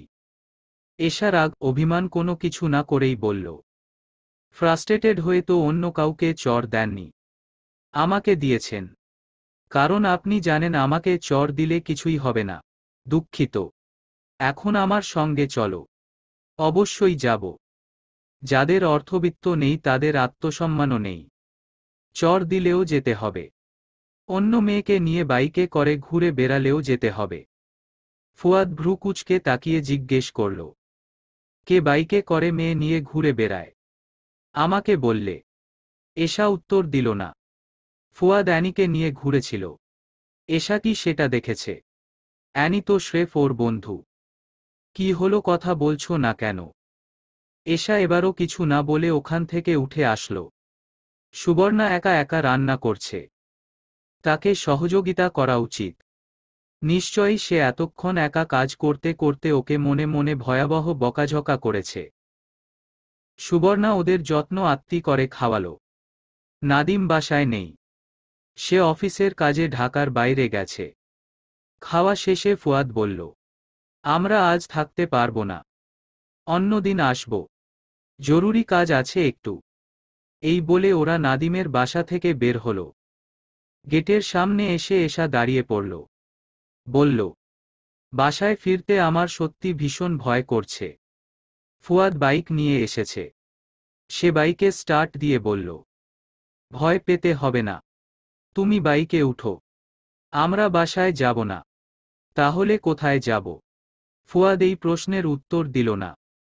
এশা ফের জিজ্ঞেস না করে বাইকে উঠে বসল। এখন ওর স্মৃতিতে একটা দৃশ্যই ভাসছে। ফুয়াদ এই বাইকে করেই অন্য আরেকটা মেয়েকে নিয়ে ঘুরেছে। আমি খুব স্পিডে বাইক চালাই, ভালো করে ধরে বসো। এশা একদম জ্বরসর হয়ে ফুয়াদকে না ধরেই বসেছিল। ফুয়াদ বলার পর ধরে বসল, কিন্তু সে খুব বেশি গতিতে বাইক চালাচ্ছে না, শুধু শুধু মিথ্যা বলেছে। বাইক একটা বাসার সামনে থামল। ফুয়াদ ওকে কোথায় নিয়ে এসেছে? এশা আশেপাশে তাকিয়ে জিজ্ঞেস করল, আমরা এখানে এসেছি কেন? এখানে আমরা আজকে থাকব। আসো আমার সাথে। এটা কার বাসা? এত প্রশ্ন করো না তো, আমার সাথে আসো। এশা একটু সংশয় নিয়ে আশেপাশে তাকাতে তাকাতে সিঁড়ি বেয়ে উপরে উঠতে লাগল। ফুয়াদ ওর আগে আগে। সে পিছনে তাকিয়ে বলল, লিফট নষ্ট হয়েছে গতকাল, সিঁড়ি বেয়ে উঠতে তোমার কষ্ট হচ্ছে, 8 তলায় উঠতে হবে। এশা মাথা নাড়িয়ে না বলল। ফুয়াদ 8 তলার একটা ফ্ল্যাটের দরজা খুলে এশাকে বলল, আসো, এটা আমার বাসা। এশা বোকার মতো তাকিয়ে রইল। ফুয়াদ দরজা ঠেলে অভ্যস্ত ভঙ্গিতে ভিতরে ঢুকে আলো জ্বালিয়ে দেয়। বিকাল গড়িয়ে সন্ধ্যা নামছে। এশা ভিতরে না ঢুকে বোকা বোকা চেহারায় দরজার সামনে দাঁড়িয়ে আছে। ফুয়াদ আবার দরজার কাছে এগিয়ে গেল। কি হলো? দাঁড়িয়ে আছো কেন? আসো। বাসায় ঢুকতেই এশার চোখে পড়ে একটি লিভিং রুমও। রুমটার মাঝ বরাবর মাদুর বিছানো। এক কোণে 2টি লবি চেয়ার এবং সেন্টার টেবিল বসানো। 2 কোণে 2টি কাঠের ফুলের স্ট্যান্ড, অত্যন্ত রুচিশীল কায়দায় সাজানো। এরপর একটা বেডরুম দেখতে পেল, ছিমছাম গোছালো। রুমে আসবাবপত্র বলতে একটি খাট, একটি বেড সাইড টেবিল, সেটির উপর রাখা ল্যাম্প, বড় একটি আয়না এবং বিন ব্যাগ চেয়ার। এশা আর একটু চোখ ঘুরিয়ে ছোট একটা রান্নাঘর দেখতে পেল, তবে সেখানে খুব একটা রান্নাবান্না হয় না বলেই বোঝা যাচ্ছে। এশা বিভ্রান্ত হয়ে জিজ্ঞেস করল, এটি কার বাসা? ফুয়াদ স্বাভাবিকভাবে বলল, আমার। টাকায় কেনা নয়, ভাড়ায়। গতকাল থেকে টানা কয়েক ঘন্টা বাইক চালিয়েছে ফুয়াদ। ঢাকার বাইরেও গিয়েছে বাইক নিয়ে বন্ধুদের সঙ্গে। তার উপর সমস্ত রাত আড্ডা দিয়ে কাটিয়েছে। ও ক্লান্ত শরীরে চেয়ারে বসে চোখ বুজে। এশা বিচলিত হয়। ফুয়াদের আলাদা ফ্ল্যাট রয়েছে, এটি কি স্বাভাবিক ব্যাপার? ফুয়াদ যে খুবই স্বাভাবিকভাবে ব্যাপারটা প্রকাশ করছে। আলাদা ফ্ল্যাট কেন নিয়েছেন? ফুয়াদ চোখ মেলে এশার দিকে তাকিয়ে বলল, এত অবাক হওয়ার কিছু নেই এতে। আমি ছোটবেলা থেকেই স্বাধীনচেতা। বাড়িতে পর্যাপ্ত স্বাধীনতা পাইনি বলে ভার্সিটি লাইফ থেকেই নিজের জন্য বাইরে একটা থাকার জায়গা রাখতাম। এই যেমন ধরো বন্ধুদের মেসে একটা সিট রেখে দিতাম। মাঝে মাঝে গিয়ে নিজের মতো গিয়ে একটু সময় কাটাতাম। এই বাসাটাও সেরকম। Nothing else. এশা কিছু বলল না। ও মনে মনে খুব বিস্মিত হয়েছে। ফুয়াদ আবার ওর দিকে তাকিয়ে বলল, আরে অন্য কোনো ব্যাপার নেই। মেয়েটে নিয়ে থাকি না এখানে। সেরকম হলে তোমাকে নিয়ে আসতাম না। আমি বলিনি মেয়ে নিয়ে থাকেন এখানে। তোমাদের মেয়েদের মাথায় প্রথমেই এসব চিন্তা আসে। সেটি আবার বলতে হবে কেন? অ্যানিকে আমার বাইকে দেখে গার্লফ্রেন্ডই ভাবতে হলো। বন্ধু হতে পারে সেটি ভাবনি কেন? এরকম বন্ধু আমার কখনো ছিল না, তাই ভাবতে পারিনি। কথাটা এশা আস্তে করে বললেও ফুয়াদের কানে গেল। আমি সিগারেট ধরাবো। যাও শোবার রুমে গিয়ে বিশ্রাম নাও। তার আগে খাটের নিচ থেকে আমার অ্যাশট্রেটা একটু দিয়ে যাও। এশা অ্যাশট্রে নিয়ে এসে জিজ্ঞেস করল, আপনার এই ফ্ল্যাটের কথা বাসার কেউ জানে? ফুয়াদ সিগারেট ধরিয়ে উত্তর দিল, না। পলি বেগম জানলে আমাকে ক্রসফায়ার করবে। এশা রুমে এসে বিছানায় গায়ে দেয়। বহুদিন পর ও যেন একটু শান্তিতে নিঃশ্বাস ফেলতে পারল। সুবর্ণা কিংবা পলি বেগম কারো ভয়ে তটস্থ হয়ে থাকতে হচ্ছে না। রুমের খোলা দরজা দিয়ে এশা একটু উকি দিল লিভিং রুমের দিকে। ফুয়াদ এখনো চেয়ারে বসে 2 আঙুলের ফাঁকে সিগারেট নিয়ে আরাম করে ফুঁকছে। একটা হালকা সবুজ রঙের শার্ট তার পরনে। শার্টের হাতা কনুই পর্যন্ত গুটানো। এশার মনের ভিতর নতুন করে যেন একটা রঙিন প্রজাপতি ডানা মেলে। দেখতে শুনতে চলনবলনে এমন সুদর্শন পুরুষের প্রেমে পড়তে ইচ্ছে হয় ওর খুব। ইস, এই চমৎকার মানুষটা যদি ওকে একটু ভালোবাসে তাহলে বোধ হয় ওর কোনো দুঃখই থাকবে না। ফুয়াদ সিগারেট শেষ করে চেয়ার ছেড়ে উঠে শোবার রুমের দিকে পা বাড়ায়। এশা দ্রুত উকি দেওয়া বন্ধ করে শুয়ে পড়ে। ফুয়াদ এসে জিজ্ঞেস করল, এশা ঘুমিয়েছ? ও ফুয়াদের দিকে তাকিয়ে বলল, উহু, চোখ বুজে আছি, মাথা ব্যথা করছে। ফুয়াদ কোথা থেকে যেন একটা পেইন রিলিফ মলম বের করে এশার মাথার কাছে বসল। এরপর সেটি ওর কপালে লাগিয়ে 2 আঙুল দিয়ে মালিশ করে দিতে লাগল। এশার এই মুহূর্তে নিজেকে পৃথিবীর সবচেয়ে সুখী মানুষ মনে হচ্ছে। সামান্য এইটুকু যত্নে ও যেন জীবনের সমস্ত কষ্ট ভুলে গেল। কি আশ্চর্য ব্যাপার! একটু ভালোবাসা, যত্নের এত কাঙালো। আগের চেয়ে ভালো লাগছে। ফুয়াদ জানতে চাইল। এশা বলল, হু, এই মুহূর্তে ওর সবই ভালো লাগছে। ফুয়াদের শরীর থেকে আসা সিগারেটের গন্ধও ভালো লাগছে। রাতে কি খাবে? তোমার পছন্দের মাংস আর ভাত নাকি অন্য কিছু? এখানে কি রান্না করার সবকিছু আছে? আছে। তুমি রান্না করবে? আমি বাইরে থেকে আনাবো ভাবছি। এশা উঠে বসে বলল, আপনি কি খেতে পছন্দ করেন বলুন, আমি রান্না করে দিচ্ছি। আমার পছন্দের রান্না করতে হবে না। আমি আমার পছন্দ মতো বাইরে সব সময় খাই। তুমি তো বাড়িতে সেটা পারো না। এশা মনে মনে ছোট একটা নিঃশ্বাস ফেলে। আসলেই পারে না। পলি বেগমের অনুমতি দরকার হয়। অনুমতি মিললেও শুধু নিজে একা কিছু রেঁধে খাওয়া যায় না। সকলের জন্য রাঁধতে হয়। মহা ঝামেলার ব্যাপার। ফুয়াদ কাকে যেন ফোন করে রান্নার জন্য যা যা দরকার আনার ফরমাশ দিল। এশা বিছানা ছেড়ে নেমে ব্যালকনির দিকে গেল। ছোট্ট একটা ব্যালকনি, পুরোটা জুড়ে ফুলের টব রাখা, কিন্তু অধিকাংশই গাছই শুকিয়ে গেছে। ফুয়াদ বলল, এখানে তো মাঝে মাঝে আসি। গাছগুলোতে পানি দেওয়া হয় না, এজন্য শুকিয়ে যায়। আপনার বাসাটা খুব সুন্দর। Thank you. এরপর ফুয়াদ বলল, বাসায় যে লঙ্কাকাণ্ড বাঁধিয়ে দিয়ে আসছো সেটা কি তোমার মাথায় আছে? সামলাবে কিভাবে? এখানে এসে অমন ভয়াবহ ব্যাপার ও কিভাবে যে বেমালুম ভুলে গেল। এখন মনে পড়তেই আবার ভয় করছে। জানি না।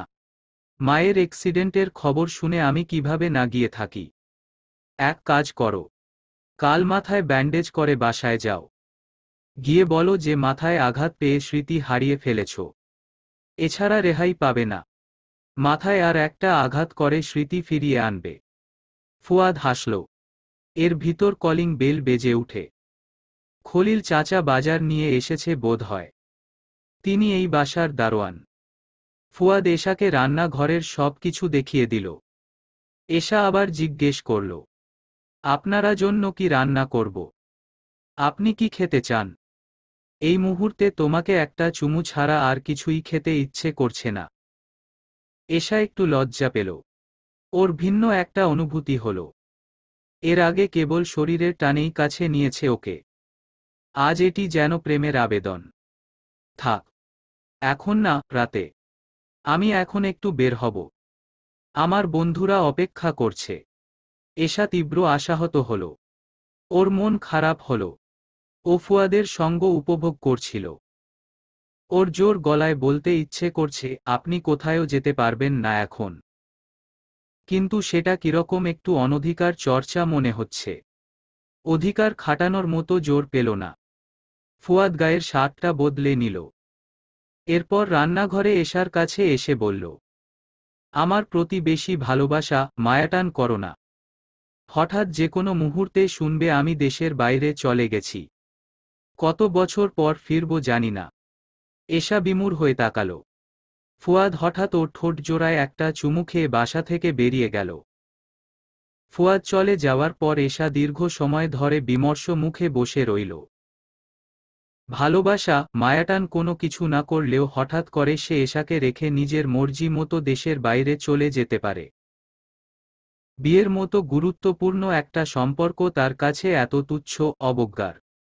তাহলে শুধু শুধু বিয়েটা করেছে কেন?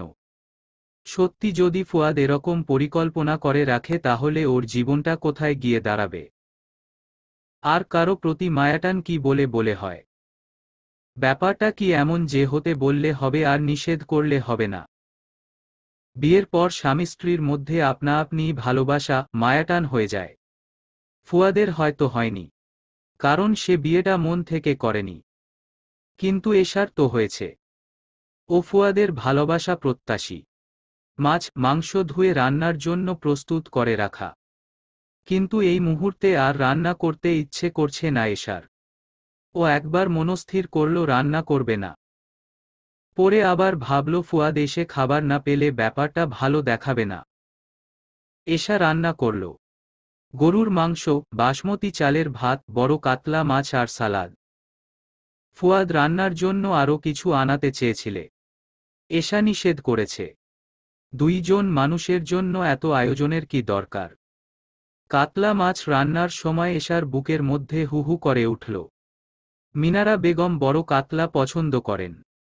মেজো মামার বাসায় কি হালে যে আছে মানুষটা। এশার তো সারা জীবনে একটাই ইচ্ছে ছিল, লেখাপড়া করে একটা চাকরি নিয়ে মাকে ভালো রাখবে। এর চেয়ে বড় কোনো স্বপ্ন ও দেখেনি। ওর এই ছোট স্বপ্নটাও বড় অনিশ্চয়তার মধ্যে আছে। রান্নাবান্না শেষ করে এশা ফ্রেশ হয়ে নেয়। এই মুহূর্তে হাতের কাছে শাড়ি, গহনা কিছু থাকলে ও সেগুলো পরে সেজেগুজে ফুয়াদের জন্য অপেক্ষা করত। ফুয়াদ এই সম্পর্কটা নিয়ে যতই উদাসীন হোক কিন্তু এশার মন চাচ্ছে। মনে চাওয়ার ব্যাপারে তেমন কোনো যুক্তি খাটে না। 11টার কাছাকাছি বাজে। ফুয়াদ এখনো ফিরেনি। একবার ফোন দিয়ে দেখবে কিনা এশা চিন্তা করল। পরে আবার কি ভেবে দিল না। সংকোচ হল। বন্ধুদের সঙ্গে আছে সে, ফোন দিয়ে বিরক্ত করবে। হয়তো দেরি করে ফিরবে। আড্ডার শেষ দিকে ফুয়াদ একটা সিগারেট ধরাল। সিগারেটটা শেষ করেই বাইকে উঠবে বাসার উদ্দেশ্যে। কিন্তু এমন সময় নাফিস সবাইকে বলল, চল আমরা মাওয়া ঘাটে গিয়ে ইলিশ খেয়ে আসি। অন্যদিন হলে ফুয়াদ সবার আগে সম্মতি দিত। কিন্তু আজ মাথায় একটু এশার চিন্তা আসল। মেয়েটা নতুন জায়গায় সম্পূর্ণ একা। নিশ্চয়ই ওর জন্য অপেক্ষা করছে। ফুয়াদ প্রথমে বলল, তোরা যা, আমি যাব না। কিন্তু সবাই মিলে ওকে এমন ভাবে চেপে ধরল। যাবি না মানে? কেন যাবি না? বউয়ের জন্য বাসায় ফিরতে হবে এটা বন্ধু সমাজে বলে নিজের পৌরুষ কমাতে চাইল না ফুয়াদ। এছাড়া অন্য কোনো কারণও ধোপে টিকল না। শেষমেশ ওকে যেতে হলো। অপেক্ষা করতে করতে 12টা পার। এশা এবার ফোন করল ফুয়াদকে। বাইকের গতি কমিয়ে ফুয়াদ ফোন ধরল। এশা কিছু বলার আগেই সে বলল, আমি মাওয়া যাচ্ছি, তুমি ঘুমিয়ে পড়ো। বাসা হাই সিকিউরড, কোনো সমস্যা হবে না, ভয় পেও না। এশা মন খারাপ চাপিয়ে আস্তে করে বলল, ঠিক আছে। রান্না শেষ। খলিল চাচা সজাগ থাকলে তাকে খাবার দিও। তাকে এখন আমি পাবো কোথায়? আছে গেটেই। ফোন নম্বর দিচ্ছি তোমাকে, মেসেজ করে। আচ্ছা। এশা একটু থেমে জিজ্ঞেস করল, আপনি সারা রাত বাইরে থাকবেন? শেষ রাতের দিকে ফিরব। তুমি দরজা আটকে ঘুমিয়ে পড়ো। আপনি তাহলে বাসায় ঢুকবেন কিভাবে? পারবো ঢুকতে। এই বলে ফুয়াদ ফোন রেখে দিল। ওর বন্ধুরা বেশ দূরে চলে গেছে। ও বেপরোয়া গতিতে ছুটে ওদের ধরার চেষ্টা করল। এশা ঝিম ধরে খাবার টেবিলে বসে রইল। ওকে নতুন একটা বাসায় একা রেখে সে মাওয়া যাচ্ছে। আর সেটা ওকে ফোন দিয়েও জানানোর মতো সামান্য গুরুত্বপূর্ণ মনে করল না। উল্টো ওর ফোন করে জানতে হলো। একা বাসায় ওর ভয় করছে না, কিন্তু এত আগ্রহ করে রান্না করল। এরপর ফুয়াদের সঙ্গে খাবে বলে খাবার বেড়ে বসেছিল। এসব কিছুরই যেন দাম নেই। তার গলায় সামান্য অনুশোচনাও নেই। এশা খলিল চাচাকে ফোন করে ডেকে খাবার দিল। এরপর বিষণ্ণ মুখে নিজে খেয়ে নিল। খাওয়া শেষে ও পুরো বাসাটা ভালো করে একবার পর্যবেক্ষণ করল।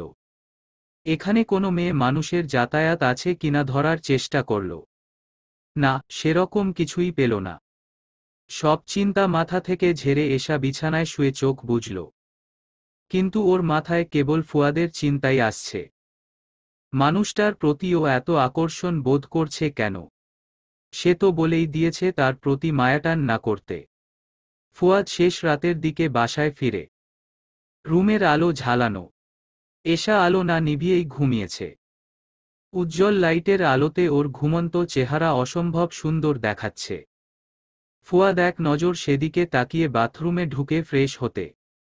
এশার পরনে গাঢ় সবুজ সালোয়ার কামিজ। ওড়নাটা বালিশের পাশে রাখে। বুকের কাছটা অনেকখানি উন্মুক্ত।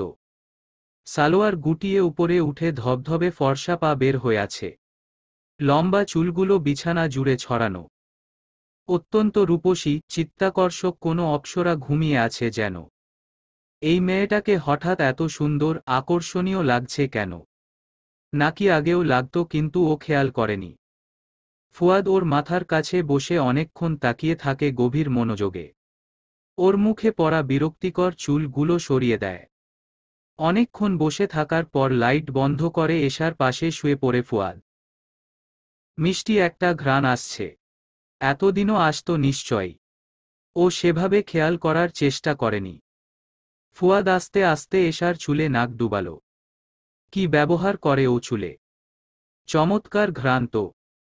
ও এবার এশাকে নিজের ডান বাহুতে টেনে নেয়। মেয়েটার ঘুম খুব ভার। এই শেষ রাতে ঘুম ভাঙিয়ে ওকে বিরক্ত করতে চাইল না।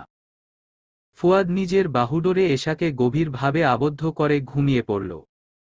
সকাল বেলা এশার অনুভব হলো কেউ ওকে অক্টোপাসের মতো পেঁচিয়ে ধরে আছে। ও নড়তে পারছে না। হতচকিত হয়ে চোখ খুলে ফুয়াদের আলিঙ্গনে নিজেকে আবিষ্কার করল। ও আরও বিস্মিত হয়। এই লোকটা এভাবে ওকে নিজের বাহুডোরে আটকে রেখেছে। এশার নড়াচড়ায় ফুয়াদের ঘুম ভেঙে যায়। সে বিরক্ত হয়ে চোখ খুলে ঘুম জড়ানো গলায় বলল, নড়ো না, চুপচাপ শুয়ে থাকো এভাবে। অগত্যা এশাকে ওভাবেই শুয়ে থাকতে হল। ফুয়াদের এত ভীষণ কাছেও। ওর শ্বাস ভারী হয়। হৃৎস্পন্দন বাড়ে। ও পলকহীনভাবে তাকিয়ে থাকে। ফুয়াদকে মুগ্ধ চোখে দেখে। ফুয়াদের প্রেমে পড়ে। তার প্রতি সেই নিষিদ্ধ ভালোবাসা, মায়াটান অনুভব করে। এশা ফুয়াদের বুকে মুখ ডুবাল। ওর মনে তীক্ষ্ণ ধারালো শীতল অনুভূতি হয়। গভীর প্রেম জাগে। সেই প্রেমাতুর হৃদয় নিয়ে ও আবার ঘুমিয়ে পড়ল। এশা দ্রুত উঠো দ্রুত। বাসায় ফিরতে হবে। মা কয়েক কল দিয়েছে। ফুয়াদের গলায় অতি ব্যস্ততা। এশা ঘুম থেকে লাফিয়ে উঠে বসে। ফুয়াদ বলল, বাসায় কিছু না বলে নিখোঁজ হয়ে আছি। কি হবে ভাবতে পারছ? মায়ের ফোনও ধরিনি। এশা দ্রুত ফ্রেশ হয়ে তৈরি হয়ে নিল। আমি তোমাকে বাসার সামনে নামিয়ে দিব। তুমি একা বাসায় যাবে? আমি পড়ে যাব। ফুয়াদ বলল। এশা ভীতু গলায় জিজ্ঞেস করল, বাসায় ফিরে আমি কি বলবো? কোথায় ছিলাম? আমাকে নিতে এসে আপনিও ফিরলেন না। তাছাড়া আমি মায়ের অনুমতি ছাড়া বেরিয়ে এসেছি। ফ্ল্যাটের দরজা লক করতে করতে ফুয়াদ বলল, সাহসী হও। আমি সাহসী, বুদ্ধিমতী মেয়ে পছন্দ করি। আজ দেখব তোমার বুদ্ধি কতটুকু। তুমি এই পরিস্থিতি কিভাবে সামলাও। এশা মোটেও বোকা না। কিন্তু পলি বেগমের সামনে ওর বুদ্ধি কি কাজে আসবে? সে কি ওর কোনো যুক্তি শুনতে বসে আছে? ফুয়াদ এশাকে বাসার সামনে নামিয়ে দিল। এশার হাত পা ঈষৎ কাঁপছে আতঙ্কে। ফুয়াদ বলল, তুমি থার্ড ইয়ারের বইপত্র কিছু কিনোনি? রুমে তো দেখলাম না।